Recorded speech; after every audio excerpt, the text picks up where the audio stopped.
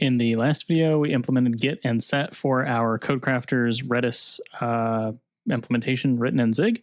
And today we're going to set up Expiry. So at the end of the last video, we reran our tests because we made one more refactor, and we can see that our Expiry test is already failing. So this is what is going to be sent to our program. So we can see set mango orange px 100. So we can pull up resp here, and what we can see when we look at set is that there are a lot of options that can be set, all puns intended, to modify the behavior of set. So in our case, all we need to do for this one is support px, which is expiration time in milliseconds. One of the things really interesting about this one is that CodeCrafters gives you some information here, specifically that the official Redis implementation handles expiry in two ways, active and passive. A key is passively expired when a client tries to access it, but the key is found to be timed out. That's what we're going to be building today. In fact, they say for the purpose of this challenge, the simplest implementation would be the passive one. That way you don't have to worry about running a separate thread to actively delete keys. You can just check if a value is expired when you receive a request. Cool. This is something we could explore, the more active one, but here's how the active one works. So these keys should be expired anyway. So periodically Redis tests a few keys at random among keys with an expire set. All of the keys that have already expired are deleted from the key space. So that's something we could look at some point in the future. But for now, let's just get this passing with the px expiry. So I'm headed back to my terminal, and really what we're going to do is make some changes to our store that we've written and our commands. The commands are going to be the easiest, so let's start there. So I'm going to pull up Vim. I'm going to go open source commands Zig. Swap file, don't know why. Go ahead and remove that swap file.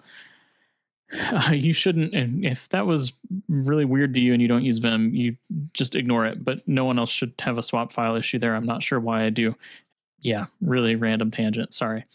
So in regards to set, here are the changes we need to make. Our set command currently checks to make sure that you're sending two values.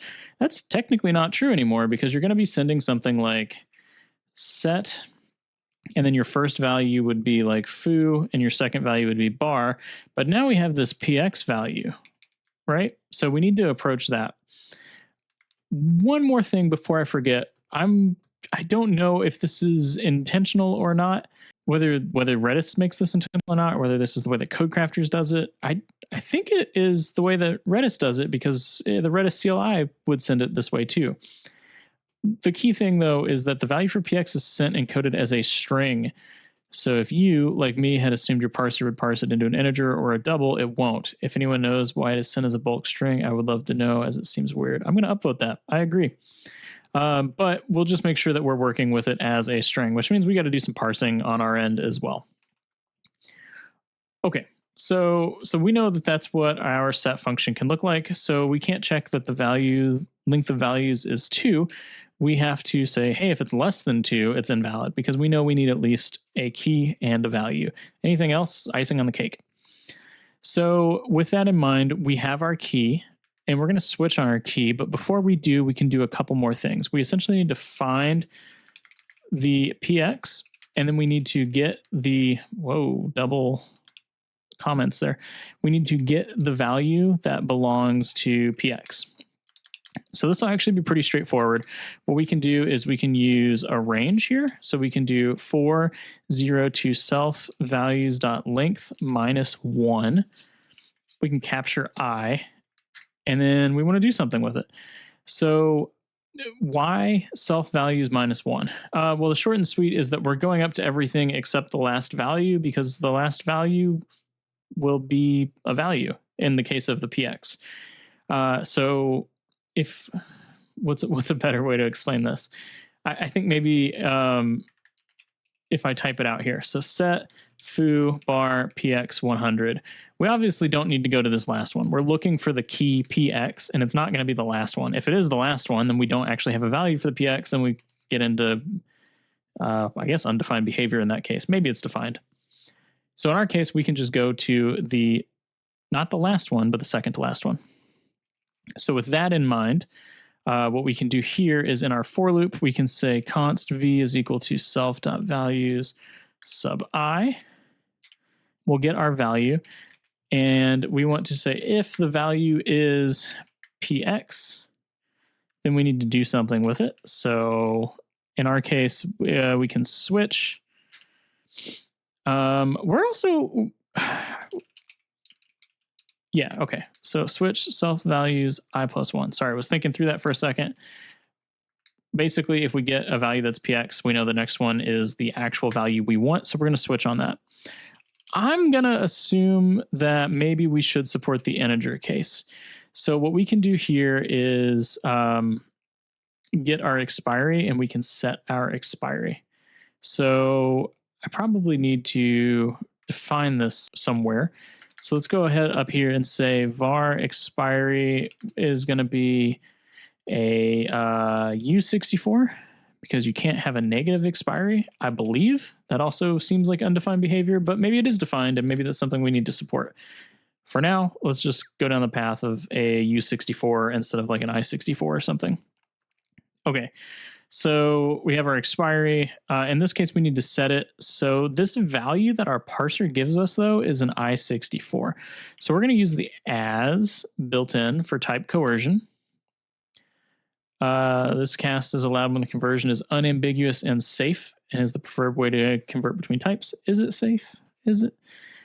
So we want to convert from a int cast, converts an integer to another integer while keeping the same numerical value. The return type is the inferred result type. Attempting to convert a number which is out of range of the destination type results in safety protected undefined behavior. To truncate the significant bits of a number out of range of the destination type, use truncate. We might need to use truncate here too. Let's just continue with what we have for now. So we'll just do an int cast here. Maybe we add a comment that says, hey, maybe we need to add truncate. So that would take care of it in case of an integer, I believe, but we have a string, so we need to handle the string. So technically this is we'll call it S. So if we get S, we can set our expiry equal to maybe try standard format parse int. Parse int. Oh my goodness. Parse int. Thank you. And then we need a couple different things. The very first thing we need is what format we're parsing it into. So we know that we're parsing it into a U64. My editor is just not behaving today. We are going to pass in our string. And then we are going to give it a base. So our base is going to be base 10. And then we also have one more case, which is if it's not a string and it's not an int, we can return error.invalid px value, something like that.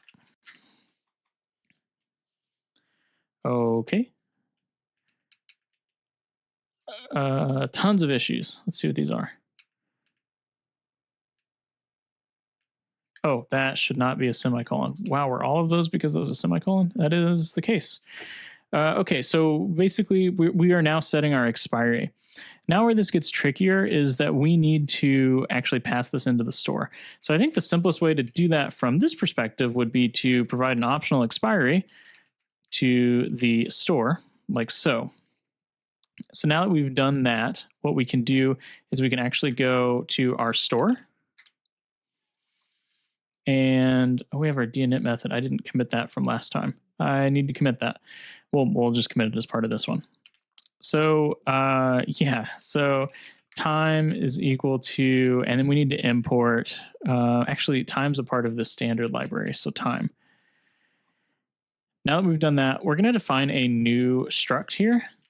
So this will be a const storage item, and that's going to be a struct, and it's going to have a value, which is a resp.value. And then it's going to have an expiry, which is going to be maybe, it'll be an optional U64. Give that a semicolon so it stops complaining.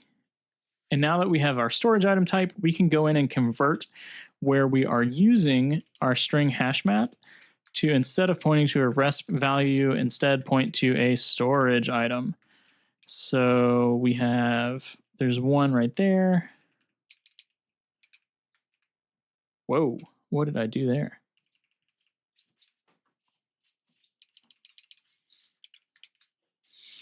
So this will be a storage item. Do we have more? I think we do. Resp.value.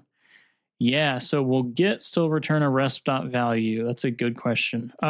Yes, I think it will, because we don't need to return the expiry, I don't believe.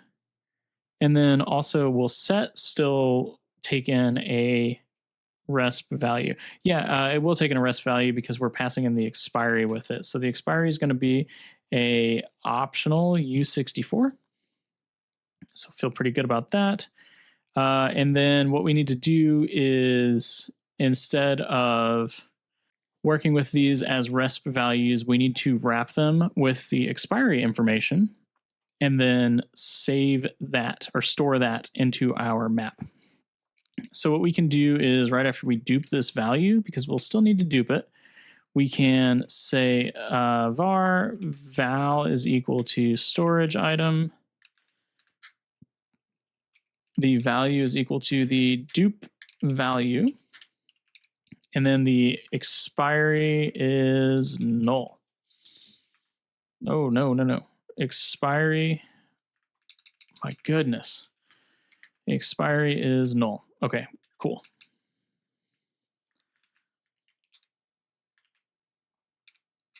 Go ahead and give that a semicolon. And then what we can do is check if expiry is passed in, then we have a, we essentially need to get the expiry value and then increment it. So it'll be E, and then we need to get a timestamp. So one of the interesting things about getting a millisecond timestamp from the Zig standard time library is that it can be, well, it's an I64, not a U64. It's milliseconds since epoch, so it's exactly what you'd expect. But because of the way that it's designed, you can get a time value that is before 1970, which totally makes sense. The reality still existed before 1970. The part that's tricky about that is when I'm running this on my computer now, it's never going to be before 1970. So yeah, interesting. Weird little predicament. I've run into this in the past, and what I've ended up doing was creating a helper method. So that's what we're going to do. We're going to create a U64 timestamp method, and that's what we'll use here. So you can just assume that we're going to get the timestamp back as a U64 here. And then what we can do is try existing. Interesting. Self.store.fetch put, but we're going to change this from dupe val to val. And then this is going to be a little gross, but so the pair is going to have a value, which is also going to have a value. So we're going to go 2 layers deep. That's kind of gross. Something worth refactoring if we find the time. And then we need to make that function, right? That U64 timestamp function. So I'm going to create a function called U64 timestamp. It's going to return a U64. And then all we're going to do is return as, and this is going to look really similar to what we just wrote above. So we have a U64. We're going to int cast it, and then it's going to be standard time dot milli timestamp. And then I have to clean this up. I have no idea why so much stuff got added here.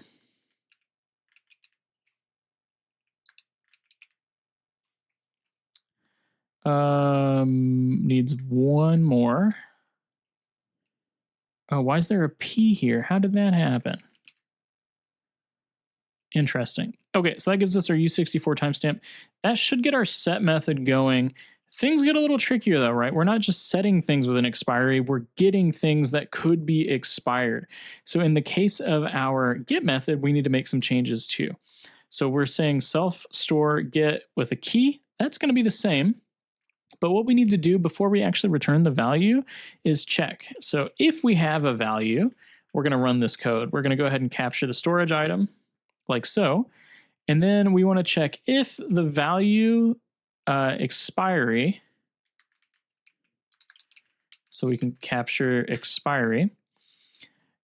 And then we essentially want to check if, if expiry is less than U64 timestamp. So if it's less than now, we want to deinitialize it. So let's say v.value deinit. We're going to give it the allocator that it needs to use to deinitialize itself. And then we're going to go ahead and return null because this one has expired. So in our case, we're accessing a key that's been expired. Things look good. What we can do down here, though, so if we have a value and it is not expired, then we can return value. Sorry, it'd be v.value. And then we get back to this case where if we don't have a value, we can just return null by default. Oh, I return, see if I can spell properly. So I think that should take care of it. We've changed everything over to our storage item. We have added command support for px. So what we can do is, let's go ahead and right quit Zig build. Okay, cool. That tends to happen. Oh, our deinitializing. We need to change our deinitializing. That keeps creeping up on me. Let's start with commands. So commands.zig has an error on line 51. This one should be really straightforward. So yeah, this is an optional U64. Okay. What else do we have? No field or member function named deinit on storage item. Yeah, we probably should deinitialize that all the way down. So let's go back to our store. We can do a pub. Actually, sorry, random thought. I just wanted to, yeah, that's fine. Check something. How are we calling this? Okay, so we are passing the allocator into the storage item. Okay, that's fine. We can create a deinit method here with an allocator. It's going to be a standard mem.allocator. This also needs self, which is going to be a pointer to a storage item. Self.value.deinit allocator. Should be good. Oh, we need to give this a return type. The return type is void. Congratulations. Let's go ahead and right quit. Give this a build. That's great. I'm going to show you one more thing that we haven't done yet. So we actually have something working right at this point. So what we can do is we can use zig build run, and then I can fire up another tab here, and I can do something like Redis CLI get foo, and we can see that it's nil. So if you don't have the Redis CLI installed, you'll have to install the Redis CLI. This isn't something that just ships on your machine. But one of the nice things about this is we can test things before we start sending those over to code crafters. So you can see we call set foo bar, we get an OK back. We call get foo, we get bar back, and everything's looking good so far over here. So one thing we can do is we can set an expiry. So that's 100 milliseconds, which means at this point it should be expired. So if I hit get, you can see that we don't get the value. Things are still looking good over here. So yeah, so our expiry seems to be working. Feel pretty good about this. That actually has ended up being very quick. So what we can do is go ahead and commit these. Attempt expiry. And then I'll go ahead and push this up, and we will let code crafters run tests on our changes, and we'll see how things go. I think we probably should pass this one. It seems pretty good based off of the code we've written and the little test case that I just ran through with the Redis CLI, but we'll let code crafters tell us if our code is good enough. Sweet, test pass. So yeah, I think it is good enough. So what we can do is we can click on this link to open up the course and go to the next step. So I can mark this stage as complete. And this is actually a really cool moment because all of our base stages are complete.